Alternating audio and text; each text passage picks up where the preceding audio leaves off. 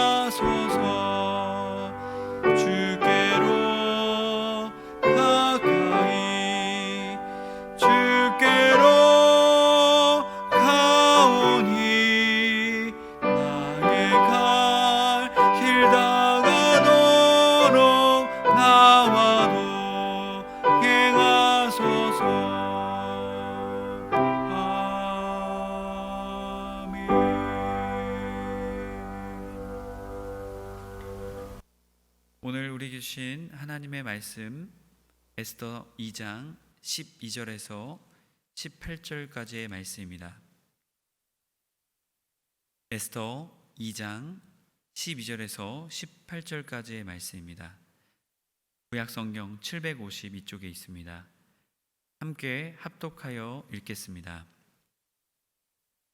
처녀마다 차례대로 아하수에로 왕에게 나아가기 전에 여자에 대하여 정한 규례대로 12달 동안을 행하되 6달은 몰약 기름을 쓰고 6달은 향품과 여자에게 쓰는 다른 물품을 써서 몸을 정결하게 하는 기한을 마치며 처녀가 왕에게 나아갈 때에는 그가 구하는 것을 다 주어 후궁에서 왕궁으로 가지고 가게 하고 저녁이면 갔다가 아침에는 둘째 후궁으로 돌아와서 비빈을 주관하는 넷이 시아스 가스의 수하에 속하고 왕이 그를 기뻐하여 그의 이름을 부르지 아니하면 다시 왕에게 나아가지 못하더라. 모르드게의 삼촌 아비하일의 딸 곧 모르드게가 자기의 딸같이 양육하는 에스더가 차례대로 왕에게 나아갈 때에 궁녀를 주관하는 넷이 헤게가 정한 것 외에는 다른 것을 구하지 아니하였으나 모든 보는 자에게 사랑을 받더라. 아수에로 왕의 제7년 10월 곧 데베돌에 에스더가 왕궁에 인도되어 들어가서 왕 앞에 나가니 왕이 모든 여자보다 에스더를 더 사랑하므로 그가 모든 처녀보다 왕 앞에 더 은총을 얻은지라. 왕이 그의 머리에 관을 씌우고 와스디를 대신하여 왕으로 삼은 후에 왕이 크게 잔치를 베푸니 이는 에스더를 위한 잔치라. 모든 지방관과 신하들을 위하여 잔치를 베풀고 또 각 지방의 세금을 면제하고 왕의 이름으로 큰 상을 주니라. 아멘. 오늘 수요예배에 나오신 모든 분들을 주님의 이름으로 축복합니다. 우리 서로 축복했으면 좋겠습니다. 당신은 섭리의 사람입니다. 하나님의 계획과 인도하심 속에 있는 그 사람, 바로 그 사람이 우리인 줄로 믿습니다. 그렇게 우리는 섭리의 사람입니다. 또한 우리는 주님 없이는 살아갈 수 없는 존재입니다.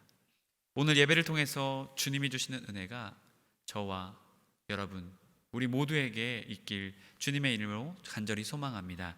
지난 시간 말씀은 왕후의 폐위 속에 하나님의 섭리라는 제목으로 하나님의 또한 섭리가 믿는 자들에게, 하나님을 믿는 자들에게 있음을 이야기했고요. 또한 그 하나님의 섭리를 믿는 자가 해야 될 것, 기다리고 인내하는 것이라고 우리가 함께 나누었습니다. 오늘 말씀은 하나님의 섭리 속에 에스더가 왕후가 되다라는 제목으로 말씀을 나누고자 합니다. 지난 시간 우리는 에스더의 전체 배경을 살펴보았습니다.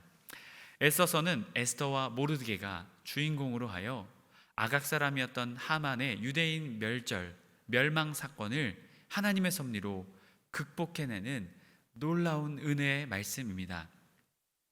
특별히 에스더서는 포로귀환 1차 그리고 2차 그 사이의 이야기를 우리에게 이야기합니다.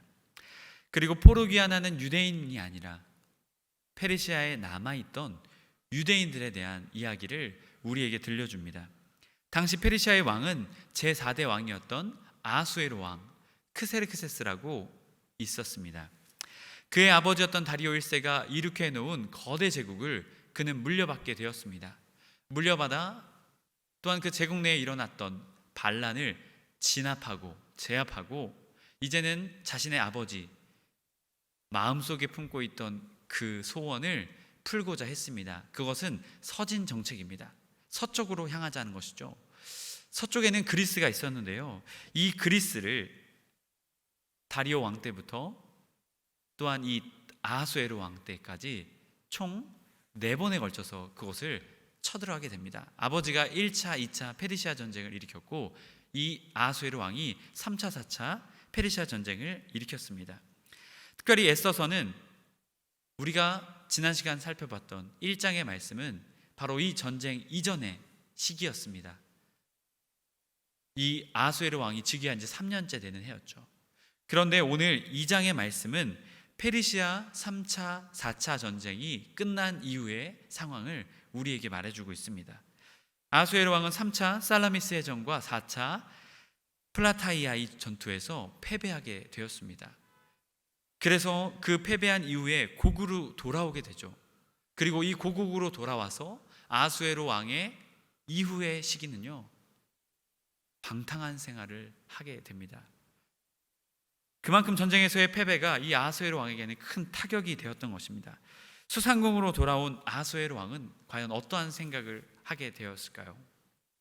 아하수에로 왕은 지난 4년의 시간을 돌이켜보며 수상궁으로 돌아오게 됩니다. 그리고 문득 떠오른 사람이 한 사람 있었습니다. 바로 자신이 폐위시켰던 왕후 와스디였습니다. 그녀가 그립고 보고 싶었습니다. 이 소식을 들은 사람들이 있었습니다.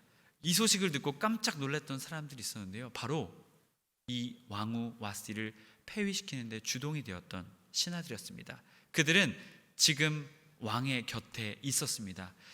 만약 왕이 그녀를 그리워해서 다시 불러들여서 왕후로 다시 삼는다면 이들은 숙청될 것이 뻔했습니다. 그렇게 이들은 머리를 맞대고 고민하기 시작했습니다. 그러자 이들은 왕에게 나아가 제안합니다. 왕이시여, 전국에 조서를 내리시어 왕후를 새로 뽑으심이 마땅할 것 같습니다 라고 제안하게 됩니다. 새로운 왕후를 뽑자라는 것이죠. 오늘날로 따지면 오디션 프로그램과도 같은 것입니다.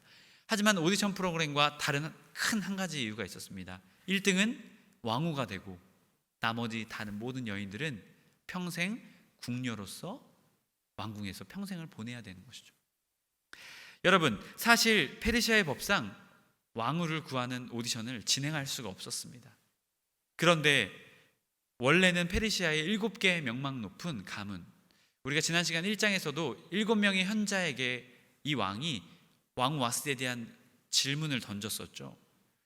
아마도 이 명망 높은 이 현자들의 가문에서 이 왕후를 드렸던 것 같습니다. 그리고 특별히 이방 여인이 아닌 페르시아 여인으로 왕후로 드렸습니다. 왜 그랬겠습니까? 제국의 안정을 위해서 그랬겠죠. 여러분, 그런데 이러한 모든 법과 전통을 신하들이 깨어버립니다. 여러분, 이것은 무엇입니까? 그만큼 그들의 마음이 다급했다라는 것이었습니다.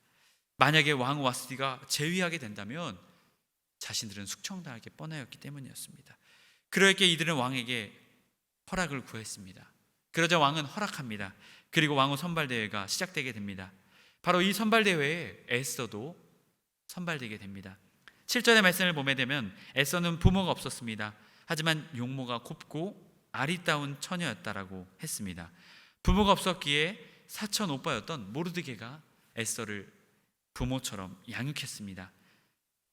부모가 없이 또한 포로의 시기로 끌려온 에스더, 편안하게 살던 에스더의 삶에 이러한 놀라운 벼락 같은 일이 떨어진 것이죠.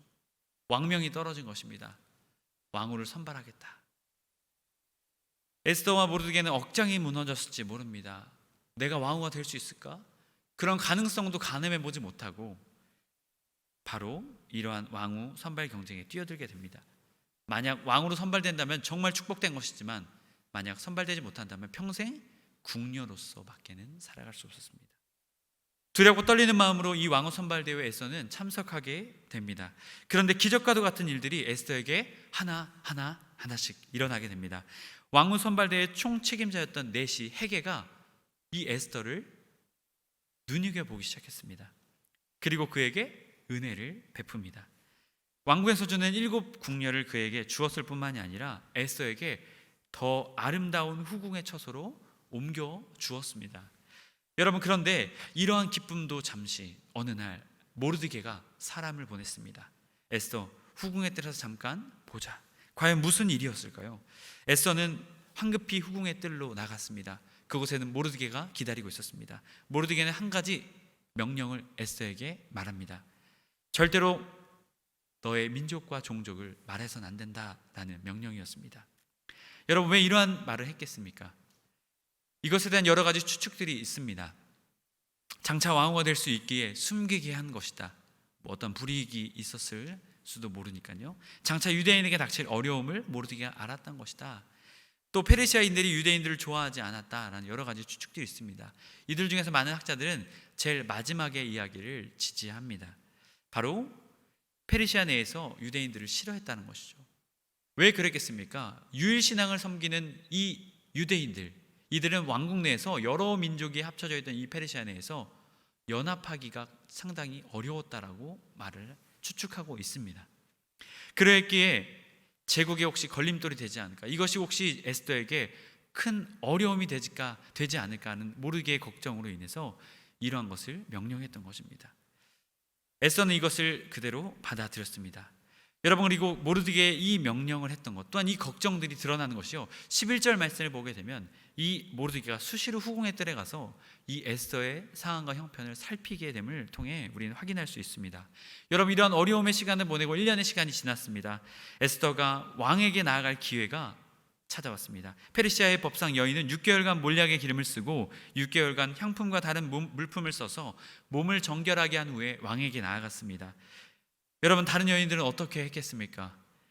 더 좋은 향품, 더 좋은 것을 통해서 왕에게 관심을 받고자 했을 것입니다. 하지만 에스더는 달랐습니다. 왕궁에서 제공하는 기본적인 것들 외에는 더 이상 그는 요구하지 않았습니다.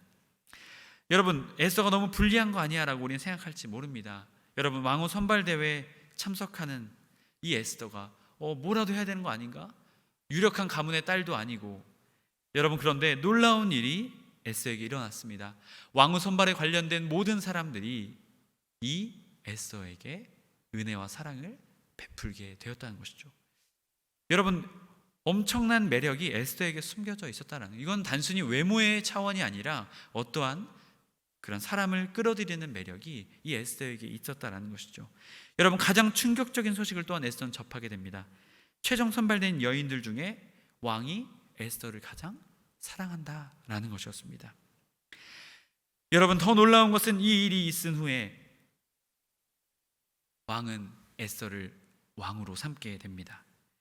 그리고 더 놀라운 일은 왕후 에스더가 된 이후에 잔치를 베풀게 되는데요, 그 잔치가 1장에서 살펴봤던 그 잔치처럼 이 제국 전체를 향하는 규모의 잔치였다라는 것이죠.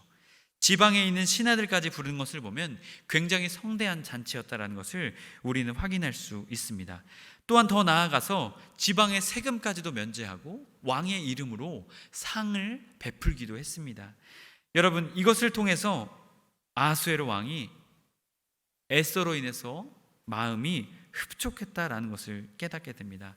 여러분, 사실 이러한 사실들을 살펴보면 에스더는 왕후가 될지 궁녀가 될지 몰랐습니다. 하지만 하나님께서는 에스더에게 은혜를 베푸사 총진행자였던 네시 헤게에게, 또한 그 모든 것을 총괄하는 모든 사람에게 은혜를 베푸사 에스더를 사랑하고 에스더에게 은혜를 베풀 수 있도록 해주셨습니다. 또한 결국 왕의 선택을 받아 왕으로 선발되게 됩니다. 여러분, 참 놀랍지 않습니까? 에스더가 왕후가 됨으로 인해서 오늘 우리에게 있어서는 과연 무엇을 이야기하고자 하는 것일까요? 설교를 준비하며 저도 기도하고 고민하는 가운데 있었습니다. 그런데 이러한 마음을 주셨습니다. 하나님의 섭리 속에도 고난이 있다라는 것입니다. 우리는 하나님의 섭리 속에 있다면 무엇이든지 잘 되겠지라는 생각들을 하게 됩니다. 안 되는 사람은 하나님의 섭리 속에 있을까 없을까? 없다라고 우리는 생각하게 됐습니다. 하지만 오늘 말씀을 통해 우리가 깨닫게 되는 것은 하나님의 섭리 속에도 고난이 있다라는 것입니다. 여러분, 이것은 잘못된 것이 아닙니다. 그런데 우리는 이 사실에서 멈출 것이 아니라 한 발자국 더 나아가 고난이 있다는 것에서 멈출 것이 아니라 그 고난 속에 어떠한 하나님의 섭리가 숨겨져 있음을 우리는 발견해야 한다라는 것입니다. 한참 한국에서도, 한국 교회에서도 전 세계적으로 번영했던 번영 신학이 있었습니다. 번영주의 신학이죠. 하나님 믿으면 무조건 잘 되고, 하나님 믿으면 축복받고, 하나님 믿고 부자 되세요, 막 이런 얘기를 우리가 한참 했었습니다. 물론 이것도 맞는 부분도 있습니다. 하지만 이 번영주의 신학이 갖고 있던 무서움이 있었습니다. 하나님 믿고 잘 되면 잘못되면 우리의 죄 때문에 그런 거 아니야 하는 생각들이 있었습니다. 이 물결 속에 축복주의 또한 성공주의가 우리 교회 안에 만연했습니다. 참으로 안타까웠던 것은 하나님의 축복을 세상의 기준, 가치로 전락시켰다라는 것입니다. 그래서 우리들은 하나님을 믿는 자들은 무조건 잘 되고 나쁜 일이 없어야 된다라고 생각을 했습니다. 혹시 나쁜 일 있으면 어떻게 생각했죠? 혹시 저 사람 문제 있는 거 아니야? 물론 우리가 잘못되었을 때, 고난이 왔을 때, 시험이 왔을 때 점검해 보아야 하지만 이 번영주의 신학은 단순히 그러한 것들로 국한시켜 버렸습니다. 그래서 우리는 때로는 어려움과 고난을 어떻게 했어요? 숨겼습니다. 함께 오픈해 놓고 털어놓고 기도하지 못했습니다. 그런데 우리는 오늘 에스더의 말씀을 통해서 깨닫게 됩니다. 하나님의 섭리 속에도 신앙인에게는 고난이 있다라는 것입니다. 또한 그 고난 속에서도 하나님은 일하고 계신다라는 것입니다. 하나님의 섭리는 단순히 세상의 성공의 기준이 아닙니다. 에스더가 왕후가 되었다가, 여러분, 하나님의 섭리의 끝이 아닙니다. 에스더가 고난 가운데에서 하나님의 섭리와 은혜로 왕후가 되었다라는 것입니다. 여기서 멈추면 안 됩니다. 왕후 에스더가 유대 민족을 구원하고자 하는 하나님의 도구로 사용되었다. 그렇기에 하나님의 섭리는 고난 없는, 고통 없는 길이 아닙니다. 고난과 고통 속에서도 하나님의 계획과 뜻을 이루어 나가는 아주 아름답고 숭고한, 고결한, 축복된 일인 것입니다. 하지만 우리는 때로는 이러한 의미는 품게 됩니다. 왜 하나님을 믿는 자에게 고난이 있는 것인가? 성경을 보면서 크게 두 가지로 정리해 보았습니다. 첫째로는 죄 때문입니다. 창세기 3장에서 아담과 하와의 죄로 인해서 인류가 고통과 고난 가운데 살아가게 될 것임을 우리는 들었습니다. 남자는 수고하지 않으면, 땅을 흘리지 않으면 먹을 것을 벌어먹을 수 없다라고 말씀해 주셨죠. 또한 여인에게는 해산의 고통을 더하여 주셨습니다. 저는 아이를 키우면서 생각해 보게 되는 것은 단순히 해산의 고통 그 차원이 아니라 자녀를 양육하면서 겪게 되는 고통과 어려움들을 그곳에 포함되고 있지 않은가라는 것을 생각해 보게 되었습니다. 바로 결국 죄 때문에 우리는 이러한 삶의 고통과 고난 가운데 수고하지 않으면 살아갈 수 없는 고통 가운데 이 죄 때문에 놓이게 된 것입니다. 또한 이러한 어려움 때문에 어떻게 됐습니까? 사단과 우리는 영적인 싸움을 하게 되었습니다. 에베소 6장 10절 이하의 말씀을 보게 되면 우리는 영적 싸움 전쟁터 가운데 있다라고 말하고 있습니다. 그러하기에 우리는 전신 무장을 해야 된다라고 말하고 있죠. 결국 죄로 인한 타락의 그 결과로 우리는 수고하지 않으면 안 되었고 우리는 영적인 전쟁터 가운데 서지 않으면 안 되었다라는 것입니다. 둘째로는 하나님의 계획이 있기 때문입니다. 야고보서 1장 12절의 말씀을 보면 시험을 참는 자 복이 있나니 이는 시련을 견디어낸 자가 주께서 자기를 사랑하는 자들에게 약속하신 생명의 멸관을 얻을 것이기 때문이라 라고 말합니다. 바로 하나님의 테스트인 것이죠. 하나님의 시험을 통해서 우리가 더욱더 성장하며 성숙되기를 원하시는 하나님의 놀라운 뜻이 그 고난 가운데 숨겨져 있기 때문입니다. 아브라함이 이삭을 바치라는 주님의 명령 가운데에서 또한 다윗도 사울을 죽일 수 있었지만 죽이지 않았던 그 상황 가운데에서 주님은 이 고난을 통해 그들을 성장시키시며 성숙시키시고 하나님의 놀라운 계획 가운데 믿음의 사람으로 세워주셨습니다. 여러분, 때로는 우리는 설명할 수 없는 또한 이해할 수 없는 인생의 삶의 고난 가운데 우리는 그것을 경험했을 때가 있습니다. 요한복음 9장의 말씀에서도 말합니다. 예수님께 한 맹인을 바라보며 물어봅니다. 예수님, 저 맹인이 왜 맹인이 되었죠? 누구의 죄 때문입니까? 라고 물었을 때 예수님께서는 하나님의 일을 위해서 그가 맹인된 것이다 라고 말씀해 주셨습니다. 여러분, 때로는 우리의 삶에 우리에게 찾아오는 여러 가지 고난과 아픔과 여러 가지 어려움들이 있습니다. 여러분, 그것은 우리에게 아픔과 상처로 기억되어지는 그러한 것들의 차원이 아닙니다. 과연 그 아픔과 상처를 통해서 그 속에 숨겨져 있는 주님의 섭리가 무엇인지를 바라보며 나아가는 우리가 되어야 될 것입니다. 바로 그 사람이 믿음의 사람이고 기도의 사람인 것입니다. 그렇게 우리 그리스도인들의 삶은 이러한 고난 여건 상황 속에서도 우리는 주님을 바라보며 살아가는 사람이 되어야 합니다.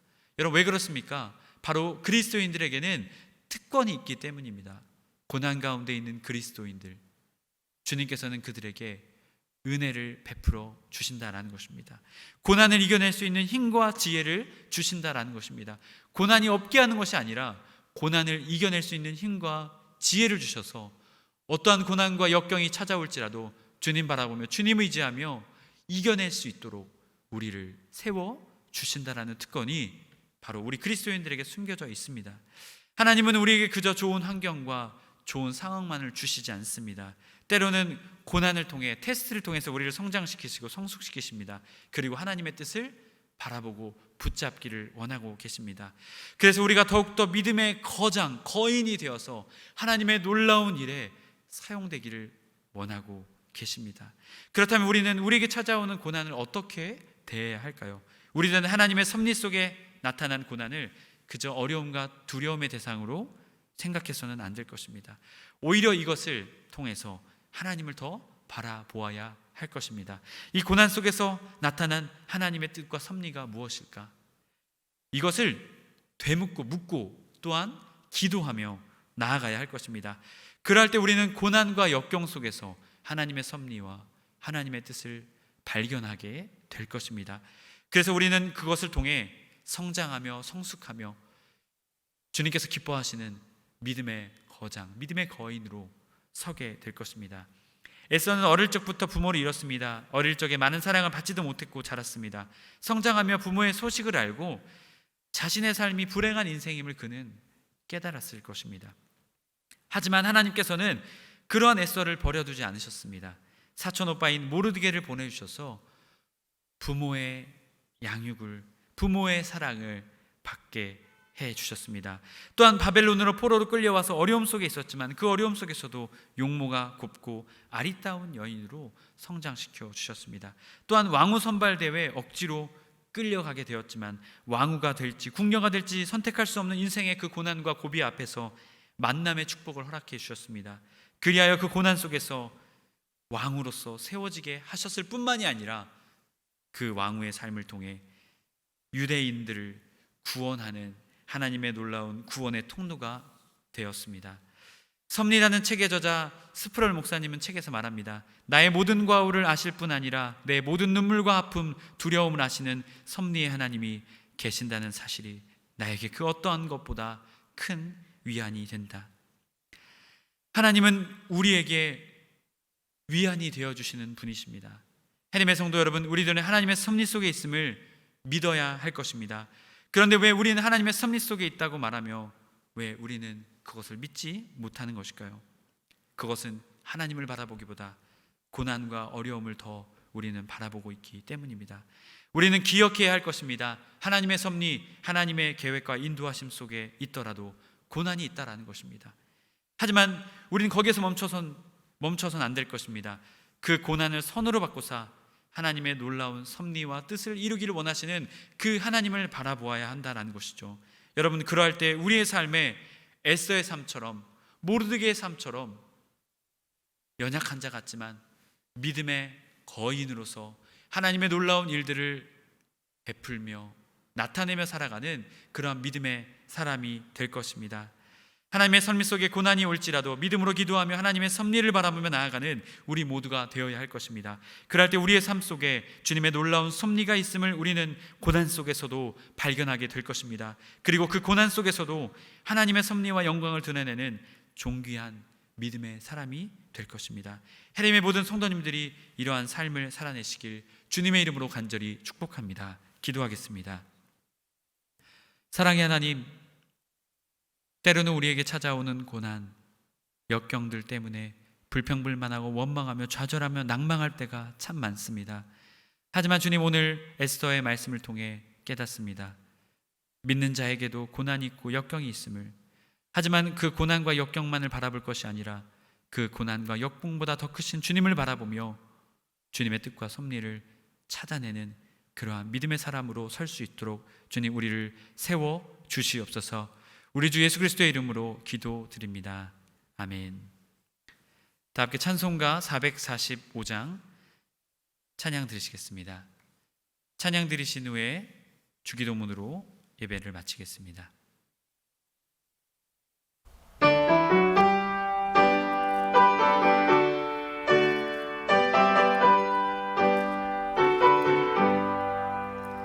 대산을 넘어 엄곡에 가도 빛 가운데로 걸어가면 주께서 항상 지키시기로 약속한 말씀 변치 않네. 하늘의 영광, 하늘의 영광, 나의 맘속에 차고도 넘쳐 할렐루야를 힘차게 불러 영원히 주를 찬양하니. 깜깜한 밤에 다닐지라도 주께서 나의 길 되시고 나에게 밝은 빛이 되시니 길 잃어버릴 염려 없네.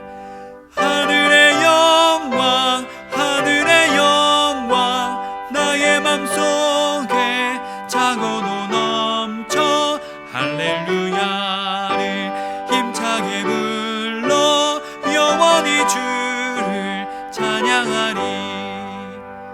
광명한 그 빛 마음에 받아 찬란한 천국 바라보고 할렐루야를 힘차게 불러 날마다 기체 걸어가리. 하늘의 영광, 하늘의 영광, 나의 맘속에 차고도 넘쳐 할렐루야를 힘차게